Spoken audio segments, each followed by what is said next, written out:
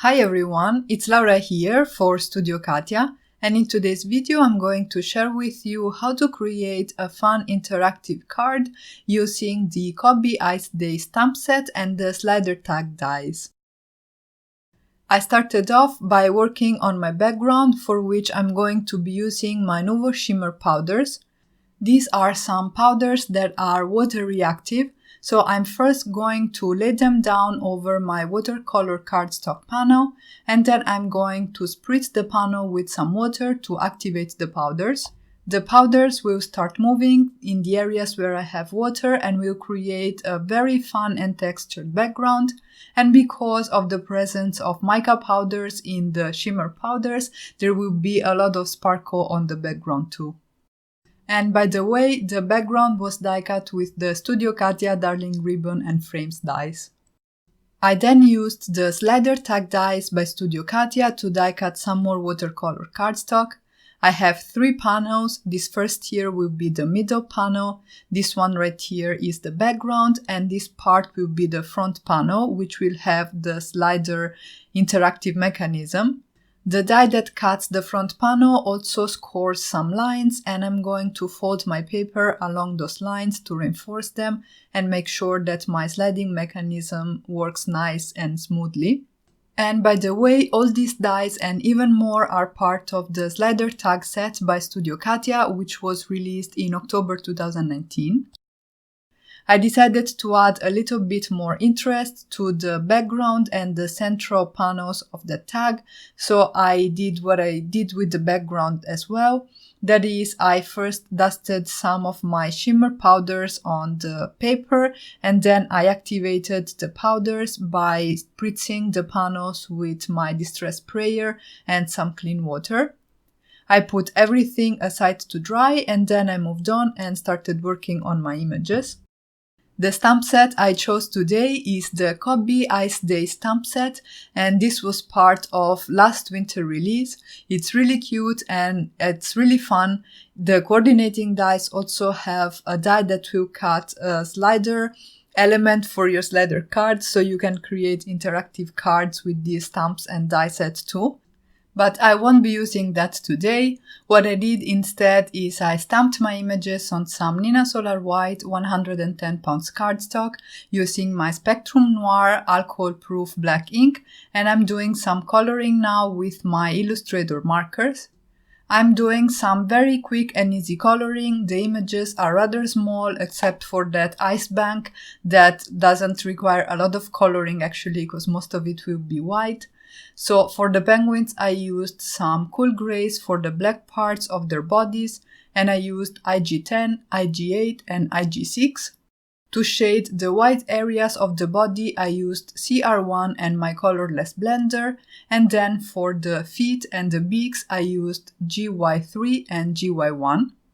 As you probably noticed when I was doing my stamping, that little penguin that is already colored was stamped twice. I will not be showing the coloring for the second penguin though, because it was exactly the same than what I did for the one you already saw, so I decided to cut that part from the video and to keep the video a little bit shorter. For this ice bank I did some shading with some IB markers.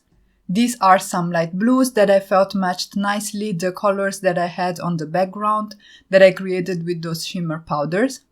So I started with IB1 and I laid down on the sides of the top portion of the ice bank, and also I shaded selected areas on the edge. I decided to intensify the shadows with an IB3 marker, and then I blended that out again, first with the IB1 and then with my colorless blender. But if you wanted to keep the coloring even faster, you could skip the second layer and just shade this area with the IB1 marker and it will be perfectly fine. For the penguin's accessories, so we have a little hat and some earmuffs. I used again those IB1 and IB3 markers, and I also introduced some pinks because again I wanted to bring on the images some of the colors that I have on my background.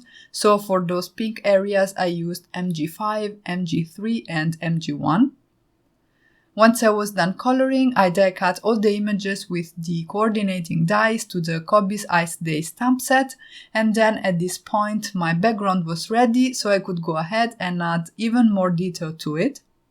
I mounted some of the stamps from the Snowflakes set by Studio Katia. This is also a new released stamp set with the October 2019 release.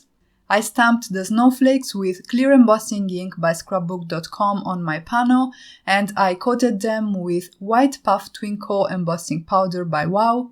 This has some glitter in it and has this nice effect that it basically puffs up when you hit it, so it will add sparkle and texture to my background. I showed another card here on the Studio Katia channel where I used the white puff embossing powder, and this time I'm using the glitter version of it. I went ahead and stamped a couple of more snowflakes so that I would cover the entire background panel. I coated those with this white puff Twinkle embossing powder too, and then I heat set them with my heat gun.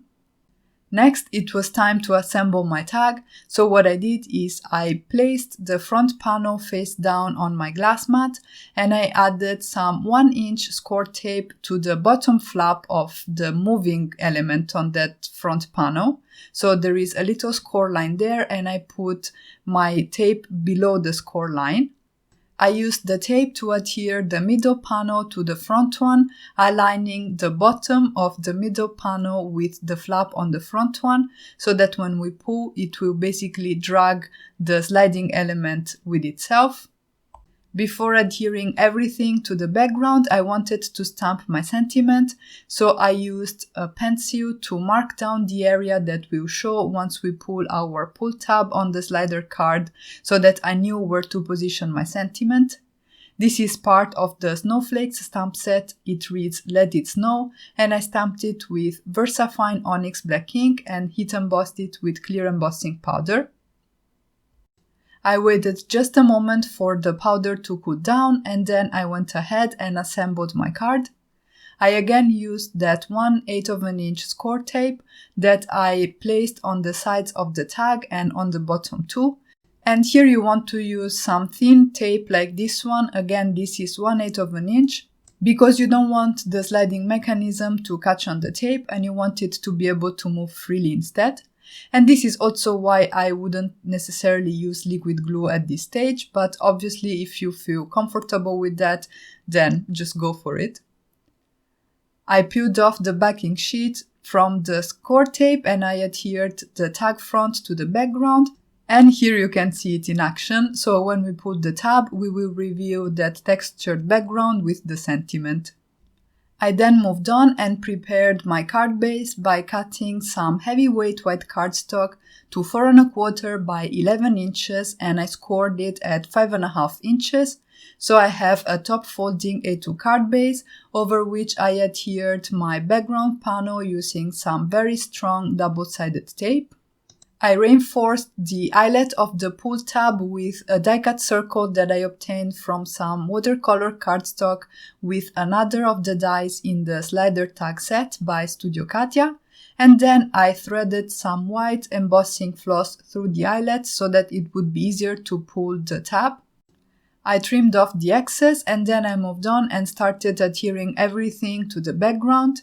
Before that though, I dressed up my penguins with those little accessories that I stamped, colored and die-cut previously. And then I went ahead and glued down the ice bank on the front of my card.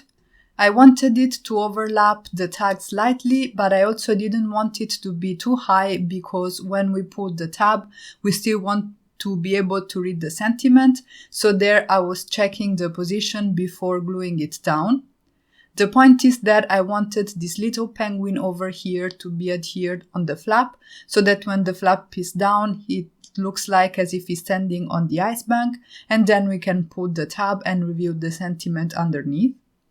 Actually, I made a little bit of a mistake here because I glued the penguin too low, and this will prevent the tab from opening completely. But I will not realize until later, so at this stage what I did was I embellished my card front with some sequins from the Pink Winter Fusion mix. This is a really pretty mix with snowflakes and sequins in different sizes and colors. Some are pink, some are iridescent, and some are clear. And I felt that this sequin mix was the perfect match to the colors that I have going on my card today. Here is where I realized that there was something wrong with my pull tab, and this is because that penguin is glued too low and it overlaps with the score line that we have on the bottom area of that pull tab, or rather slider mechanism. To fix that, what I had to do is to lift the penguin, but at that point the penguin wouldn't be standing on the ice bank anymore and would just be floating on my card front. So I had no other choice but to remove the ice bank and glue it a little bit higher up on my card. And to do that I used a trick that I learned from Jessica Frost Ballas, that is to use floss at the back of your glued images to lift them up slowly, and this usually reduces the amount of tear you get on your card. Obviously, it's always best to try and avoid these things, but I just wanted to show you that even when you make mistakes like mine, which were kind of, big mistakes for this card, there is a way out. I adhered the snowbank in the right position this time so that I could adhere the penguin in a way that allows that flap to fold up. Because I had to do a little bit of rearrangement, now the ice bank covers the sentiment just a tiny little bit. It's nothing major, and maybe if I hadn't told you, you wouldn't even have noticed.